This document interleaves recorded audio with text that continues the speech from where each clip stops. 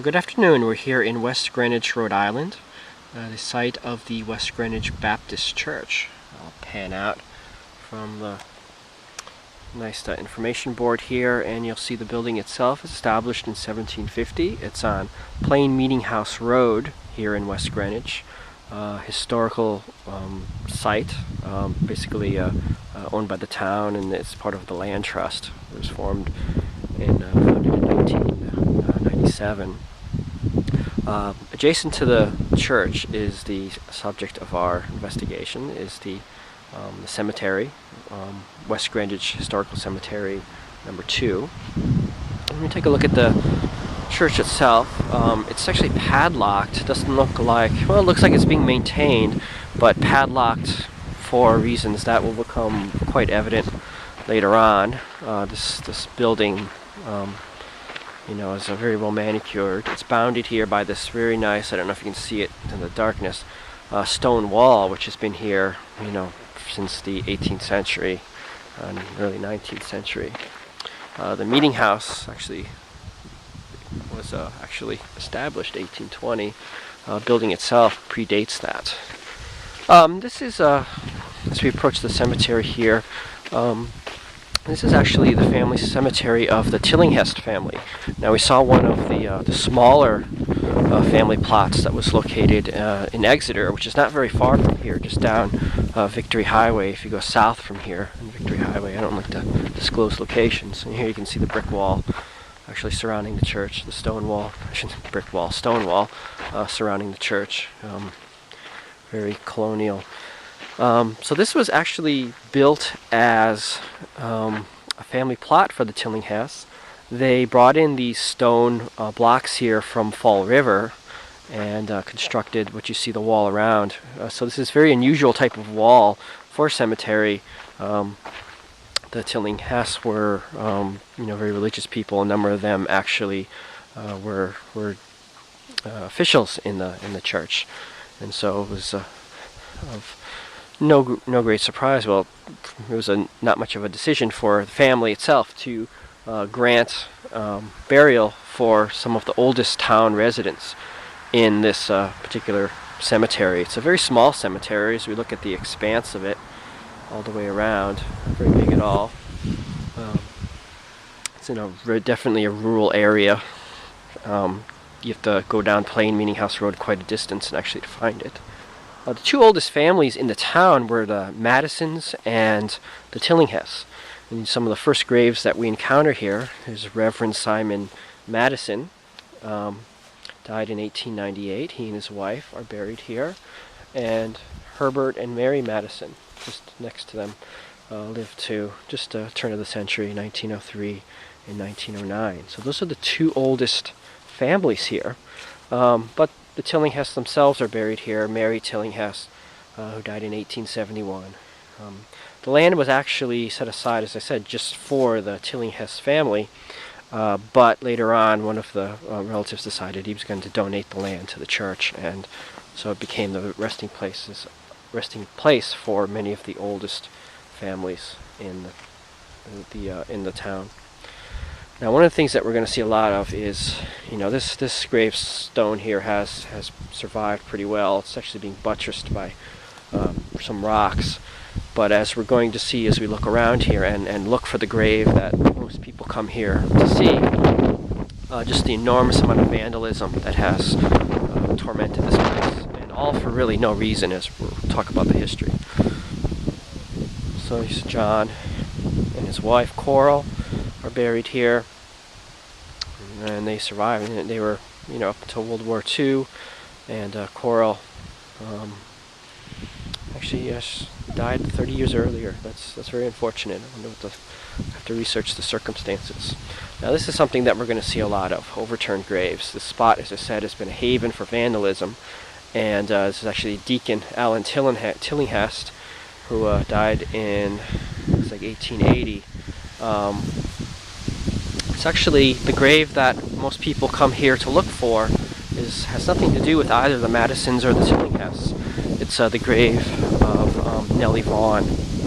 Again, this is another of those Rhode Island vampire cases, and it actually turns out to be not a vampire case at all. It's a complete and utter fabrication that sprung out of this hysteria. I don't know if you can call it hysteria, but out of this interest in the Rhode Island vampires. You can see here a number of these stones are broken here. It's really sad to see this kind of destruction, that people don't have enough respect for the deceased to take care of it. And a lot of the stones actually are lying on the earth now, and they get covered over by grass, and it's very easy to step on them. There's another member of the Tillinghast family, and I would be remiss if I didn't identify them so they could be remembered. This is John, and it looks like he died in about 1878. Very large family. Tillinghast themselves were tormented by vampire legends, as we saw in the video on the Tillinghast family plot. So let's approach the area that's of interest to us before we circle around. This cemetery does have a keep. We'll take a look at that first. The keep is in really a state of disrepair. It's chipped. It looks like it's cracked and been patched several times, and ultimately it looks like it was bricked up. Considering the level of degeneration, degradation of the cemetery itself, that's not surprising. Can't really see into there without a flashlight. I'm not gonna go that far. And so the entrance to the keep is right here as I pan out a little bit as far as I can. That's where bodies would of course be stored during the winter months when the ground was very heavy. Again, more vandal acts here. Knight and Newton Babcock family. So the spot that we're looking for is right here. I'm going to back up a little bit. If you look online, the grave of Nellie Vaughn is located in the foreground of this shot right here. Now, some people know exactly where it is. My guess, it looks like there's a grave marker that's missing right here. It could be right here. I'm not exactly sure where it is, but this is the general area where, again, I'll pan back and you can get the general idea. It's the grave marker would be in the foreground of this shot right here.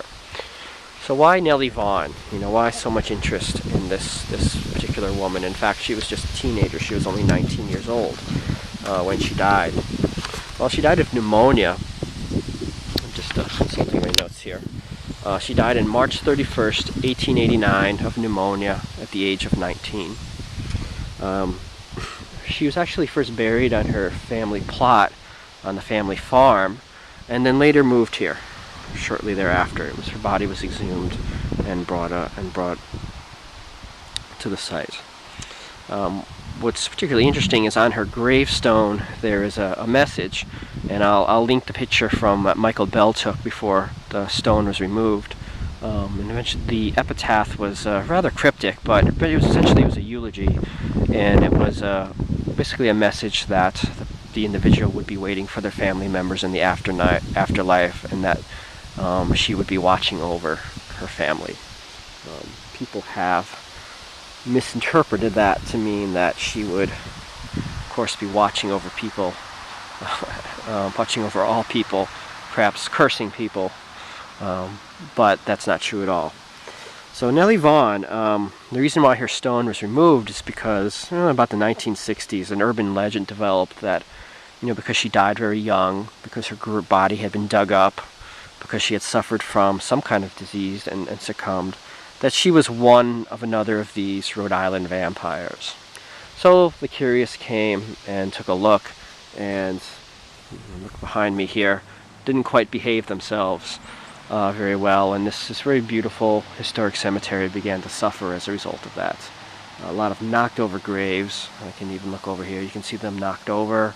Some are leaning. You look in the distance there. Those two are actually broken. If you look along the wall, they're actually, I'll show you that in a second, they're actually gravestones that are actually been propped up against the wall because they've been knocked over. So the town decided that they were going to pull up her stone because it was the object of interest for so many people who couldn't behave themselves, and it was removed from this area. But this is the general area where the stone was. We can't say for sure exactly where it was. It could be that missing marker where that stone block is. Could be also be in the foreground. So along with the urban legend, of course, came this idea that wherever her marker was, grass would not grow. Well, I'm looking around. I'm seeing areas. We're in the autumn, so we don't have to actually have the most lush blossoming season. There is a dark patch on this area here, but grass is growing very plentifully around here and here. So there is some discolored type of weeds growing up, but nowhere does it look like, from where I'm looking, that there isn't plant life that has grown. So it's an urban legend. And so is this the absent marker of Nellie Vaughn? We don't know. But she certainly wasn't a vampire. She didn't even die of tuberculosis. She didn't have any other family members who died from the disease. And unfortunately, people have taken that legend, and it's actually been traced back to a high school teacher who may have mistaken the legend of Mercy Brown for that of Nellie Vaughn. I'm not sure how that came about, how that leap was made. But nonetheless, being I respect cemeteries very much. It's always nice to look around and see some of the really interesting architecture of the headstones. This is a 19th century cemetery, so we don't expect any stones that were much older than that. The Tillinghast were, the earliest. Tillinghast died in about the 1850s, 1860s. So this there's also a very old family in town called the Parkers here, and you can see, very much with the 19th century style of headstone. The crown of it has that very unique design. Only much later on we had the rounder and the square, but those old Puritan style grave markers with the crowns, very ornate crowns. The very old ones, of course, had the angel, the skull with wings, all symbolizing the passage from life into death. Let's look at some of the stones here, as I said, that were propped up against the wall here. In these last few moments at this historic cemetery. We have one over here. Looks like this one is actually the place where the individual was buried. I'm not even going to try. I could try photoshopping that image and find the name. It could be Tanner. I can't even. Looks like it could be 1913 the individual died. Almost looks like a military marker.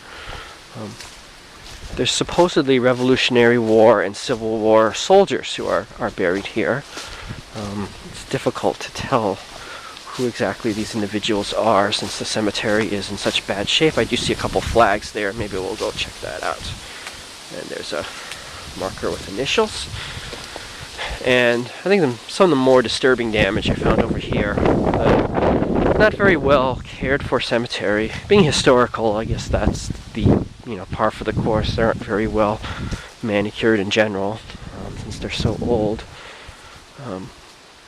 But you actually have great look here. This is one of the Tillinghast family, James, who died in the 1870s. His marker literally is against this wall here and getting overgrown. And even more over here.